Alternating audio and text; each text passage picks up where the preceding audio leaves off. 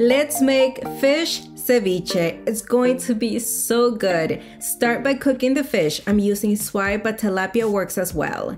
Wrap it in aluminum foil. Then fully cook the fish in the oven, and once cooked, allow it to cool completely. Add the fish to a large bowl and break it apart.